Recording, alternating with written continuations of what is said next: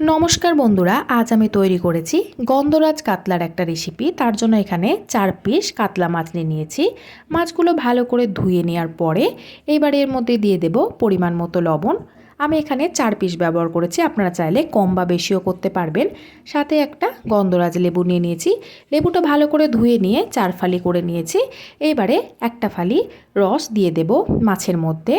আপনারা চাইলে কাতলা মাছের পরিবর্তে রুই মাছেও করতে পারবেন এই একইভাবে। সামান্য পরিমাণে হলুদ দিয়ে দিলাম। এবারে মাছের গায়ে লবণ হলুদটা ভালো করে মাখিয়ে নিতে হবে। হলুদটা দেওয়ার কারণে মাছটা একটু হলুদ হলুদ দেখতে হবে। আপনারা যদি সাদা করতে চান সেই ক্ষেত্রে হলুদটা ব্যবহার করবেন না। এইভাবে রেখে দিতে হবে প্রায় 15 মিনিট মতো। অন্যদিকে অপর একটা পাত্রের মধ্যে নিয়ে নেব 2 চামচ টক দই। এর থেকে বেশি দেওয়ার প্রয়োজন নেই। সামান্য পরিমাণে লবণ দিয়ে দেব, সামান্য পরিমাণে হলুদ গুঁড়ো দিয়ে দেব, আর দিয়ে দেব ভাজা জিরে গুঁড়ো সামান্য পরিমাণে।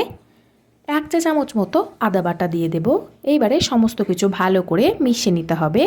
যেহেতু লেবুর ব্যবহার করেছি তার জন্য আমি এখানে টক দইয়ের পরিমাণ 2 চামচই করলাম। মিশ্রণটা দেখুন একদম তৈরি হয়ে গেছে। প্যানের মধ্যে দিয়ে দেব সরিষার তেল।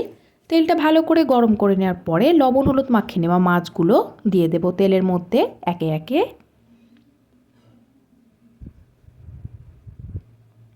মিডিয়াম টু হাই ফ্লেমে রেখে এই পিঠ ও পিঠ উল্টে ভালো করে মাছগুলো ভেজে নিতে হবে।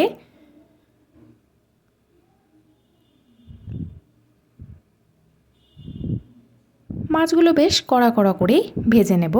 আপনারা চাইলে হালকা করেও ভেজে নিতে পারবেন। মাছগুলো সমস্তই ভেজে নেওয়া হয়ে গিয়েছে।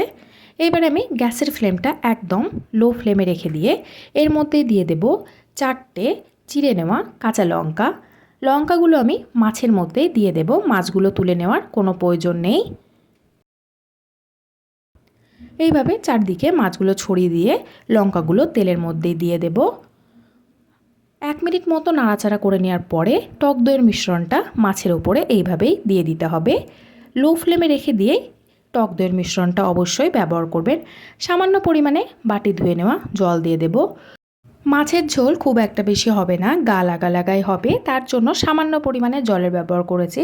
হালকা করে নাড়াচাড়া করে নেওয়ার পরে লো ফ্লেমে রেখে দিয়ে 5 মিনিট মতো ফুটিয়ে নিতে হবে।